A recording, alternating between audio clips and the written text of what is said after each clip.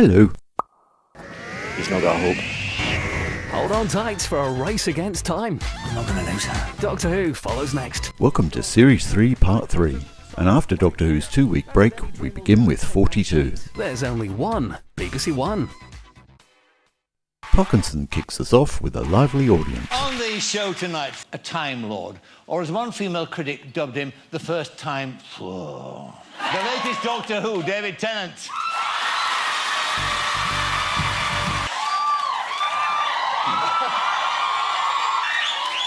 What a lovely bunch of people you have. Well, there you are. That's an indication of the success of that marvellous show that you're in. And let me ask you the question, first of all, when you're leaving? Question I've been asked since the moment I said I was starting. Yeah. Who'll be next? Yeah. So I keep tight-lipped on that. Of course, and quite rightly so too. I grew up absolutely loving it. Watching that show was certainly one of the reasons that I thought being an actor would be quite a lark. Did you say yes straight away?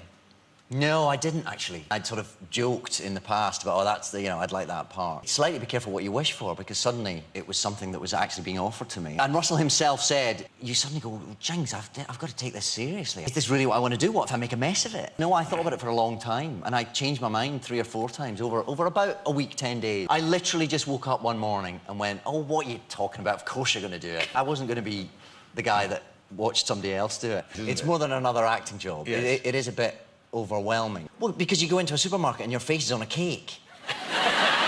The other day, I got sent, there are now underpants with my face on them. And that's not a sentence I ever thought I'd say on national television. My face on your crutch. Not yours, Michael. No. Don't get them any more excited than they are, Dave, for God's sake. Am I right in saying you got this idea of the look of Doctor Who from watching this show? Well, because Billie Piper came on your show. She did. Just before Series 1 went out. Yeah. And I always knew I wanted to wear these shoes. We'd sort of talked about, well, maybe we could wear that with a suit. On comes Jamie Oliver, dressed kind of in a white version of that. I remember myself and Russell T Davies, who the very next morning, we went, did you see Jamie Oliver and Parkinson last night? That's a good idea. You got the audition because of Casanova. That part, you had to bed 15 women. Yeah. Yeah. Did you get in training for it? I've been in training for a very long time. Not really. I mean, you just sort of have to get on with it, don't you? I don't know, Dave. You tell me.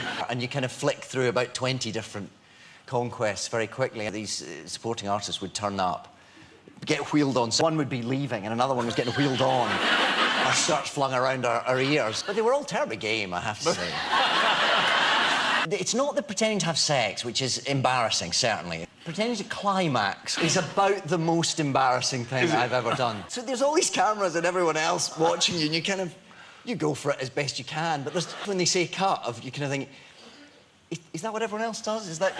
You're taking off air next week because of the Eurovision Song Contest. Yeah. That's not kids' television in that sense. I mean, it's beautifully realised. It's stories for everyone, isn't it? And yes. It appeals to children as much as it appeals to... Well, I think children, as well, are a sophisticated audience. You've got to make proper drama for them. You see, I watched it. There's mysteries out there, because you've got a son, haven't you, somewhere? What? Have you? Not that I know of. Maybe you know something. they- There isn't really another Time Lord kicking about. It's a bit more complicated than that. Is it? Yeah.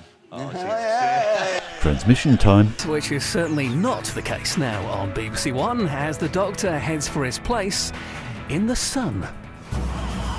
Doctor Who Confidential blasts off on BBC Three now, and bring your Doctor Who stories to life using the comic strip maker at bbc.co.uk/Doctor Who.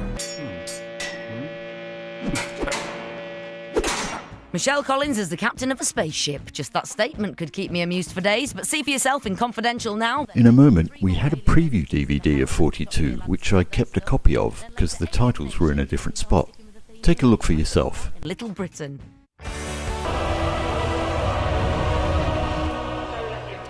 The closer we get to the sun, the hotter that room's going to get. We're stuck here. So, we fix the engines, we steer the ship away from the sun. Simple. Blimey. Do you always leave things in such a mess? Oh my God. What happened?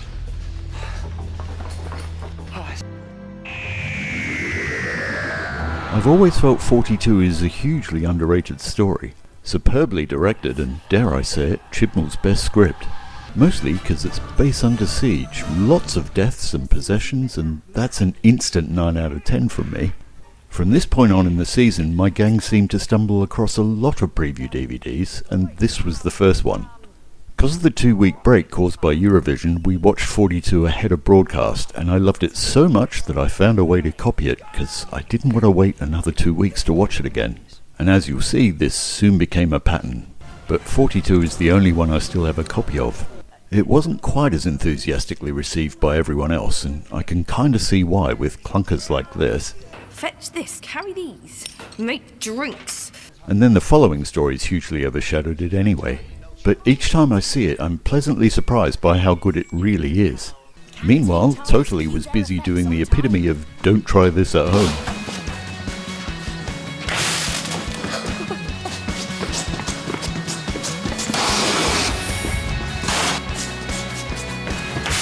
Human Nature next. Sorry.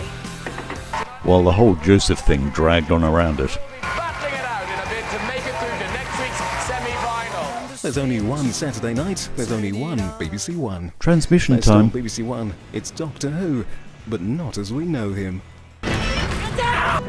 In just a moment, a sneak peek at what's to come when this breathtaking story continues.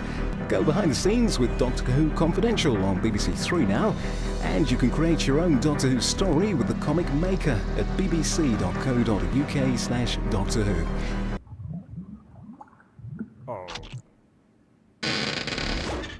Find out just how much work goes into making the slick and beautiful sight that we get to see in Doctor Who right now, and then Totally gave us some interesting acting tips from David. Teenagers again.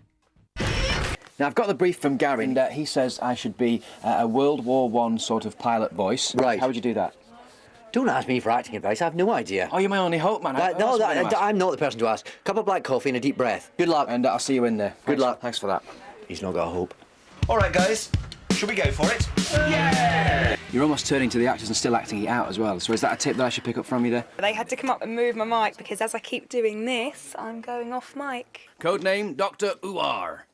Beautiful. Thank you. I think you got away with it. Yeah. Yeah? Family of Blood already. The blue box. You dreamt of a blue box. One Joseph's dreams will be ripped at the seams later tonight. Don't let it be your favourite. Joseph later, Doctor Who next. Right after Doctor Who.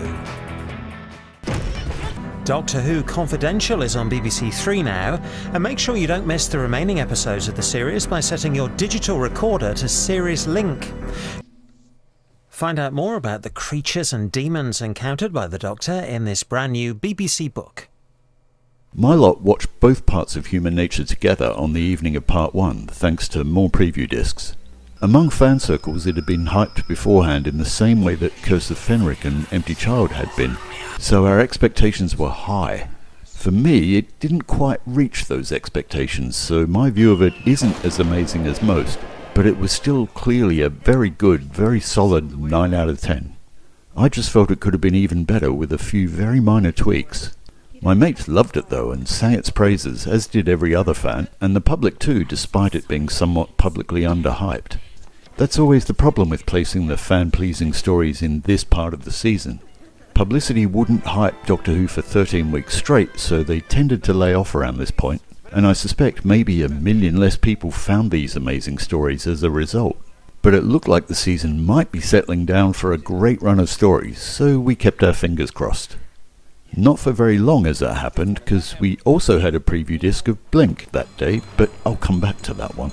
It's the week of Blink, beginning with David Freeman. Tennant is the most brilliant co-star to work with. He's a lot of fun, he's really funny as well, and he's really friendly and enthusiastic about playing the Doctor, and he's really helpful to me as well because he knows what it's like, to be new and everything, so he gives lots of great advice. Levi from Lose wants to know, what was it like kissing the Doctor? Well, that came quite early on when I was filming. That was like in the first week. So I was a little bit nervous, and also I knew that it would be something that a lot of people were interested in. So I thought there'd be a lot of eyes on me. But it was fine. David's really professional, and it was just like any other day. Did you have to slip him a couple of mints beforehand so he had like stinky breath? It's always good to be mini fresh. You wear a leather jacket on set usually. Doesn't it get really hot having to run away from monsters and aliens all the time? Yeah, you do get Genius. really sweaty. Yeah, it's not nice to be sweaty when you've got to get up close and personal with the doctor now, is it? Exactly. What's the episode this Saturday? The episode this Saturday Yeah. is called Blink.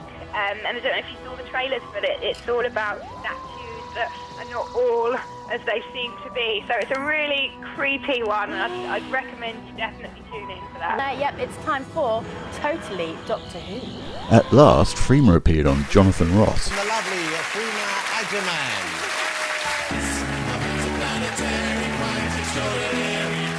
I saw you on TV at the weekend. You were at the BAFTAs giving out an award. Not including the launch for Doctor Who, that was my second red carpet. So a big red carpet event like that. You walked up the red carpet, were people, they knew who you were, they were shouting your name, Yeah. the kids were excited to see you? Well, that was the difference. The first thing I went to was the Mobos. That was November last year. Right. I remember getting out of the car and there was 2 photographers there, and I heard one of them say to the other one, "Should we get a picture?" And they went, "Who is she?" And they went, "I don't know." And they just turned around again. This time it's like people calling your name and people How nice, knowing you. though. Oh God, it's lovely. You wouldn't go and introduce yourself? No, well, I wanted to speak to you at the launch of Doctor Who. You and Dawn French, and I was just willing myself to, and I couldn't. You should have come and said hello, that would have been nice, because I was excited to see you. Did you notice they had something strange about me? Yeah, someone told me Jonathan smuggled in a little dog. Yes. They said they saw you feeding a little dog popcorn on your lap. We had a puppy with us. We didn't want to leave the puppy home, so we smuggled a puppy in with us. I found out in February 06. I'd just done a small bit in the last season. My agent called up just before Christmas and said, "Don't get excited, but they're thinking of maybe having you audition for a main part in the spin-off show, Torturers." 2 auditions, what I thought was Tortured, and each time they said to me, "We don't have a script, can you just read from, episode 1 of Doctor Who?" Would that have made it harder for you? I think I probably might have overthought it a little bit. Yeah. So I would have probably tried too hard and let myself down or been really nervous. They told me just before the screen test with David, because I think I would have put 2 and 2 together. You were taking over from Billy Piper, who played Rose before you. Quite a daunting task to take over, because she'd been so popular in the series. Yeah, Rose is a phenomenal character. And it's not a sense of that she's been forgotten in Series 3. Russell mentions her throughout. If I dwell on it too much, it might just all get overwhelming. I'll just end up not enjoying the experience. Are you a single lady, or do you have a partner at the moment in your life?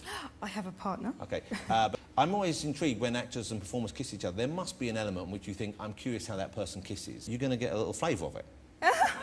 You know what I'm saying? No.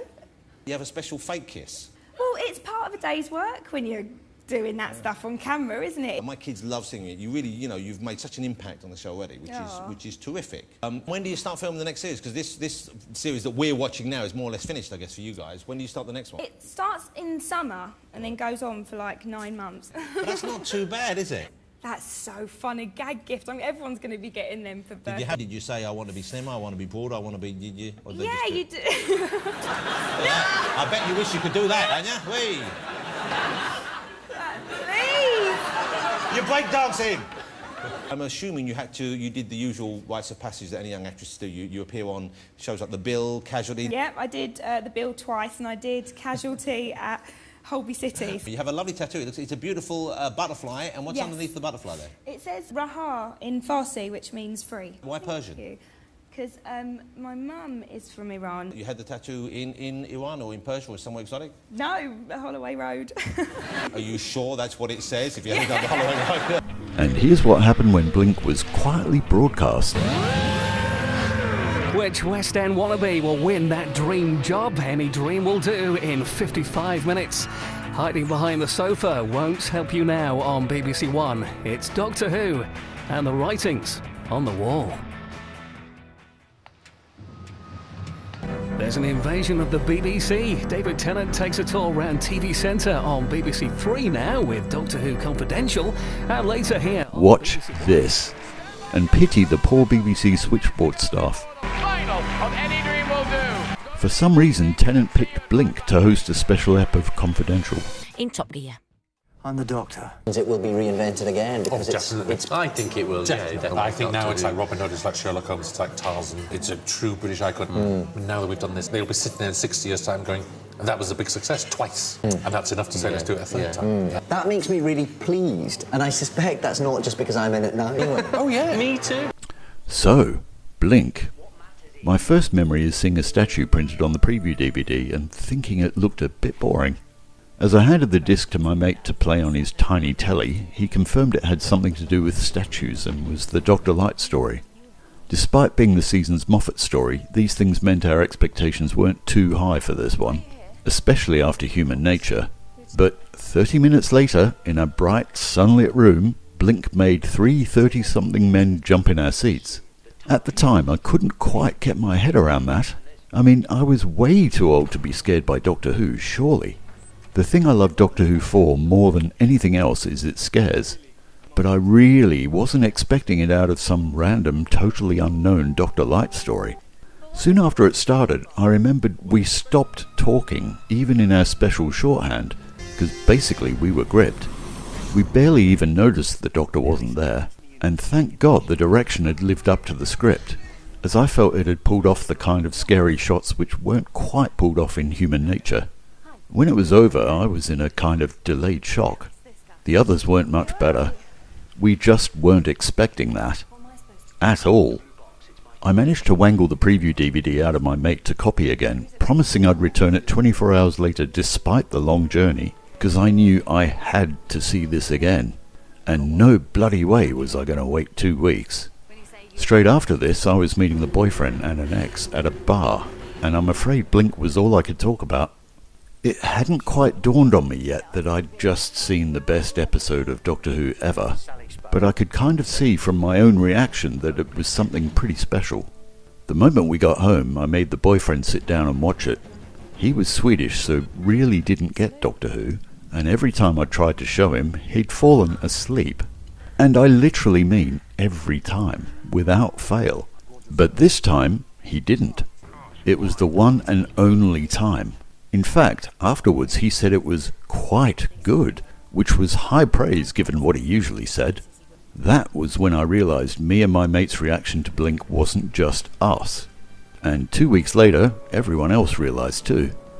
I've mentioned before that I'd introduced a workmate's kids to Doctor Who by burning Smith & Jones for them, and the week Blink was on, I told him that he might need to watch with his kids because it was a scary one which had actually scared me. And I remember the Monday after he reported his kids took it all in their stride, which was probably the first time I'd noticed that what kids and adults find scary can be very different things.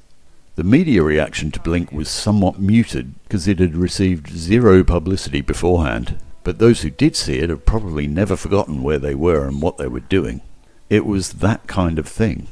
And finally, to take us out, Totally gave us a rather unique preview. Look who's back, it's Captain Jack. Hey. Being looked after by the ladies as usual. Yeah, absolutely. Jack's back on the TARDIS, with a new assistant. He's come back to the TARDIS, he's a hero now. And he's coming back to prove himself kind of to the Doctor. And also, he's going to learn stuff from the Doctor, and the audience is also going to learn a lot about Jack. Does Martha get the thumbs up as well? Do you like her? Gets the thumbs up. Oh, good. That's a good sign. She's a hottie. We know this. Can you tell us anything about the next couple of episodes? I cannot tell you a thing. Can you draw it? And I go that way, and then that way, and that's revealed. And that comes back round full circle. Comes like else. that, and then everything does that, and it looks kind of like. You have to show it. You have to show that. it. Oh, brilliant! And that's your lot. See you next time.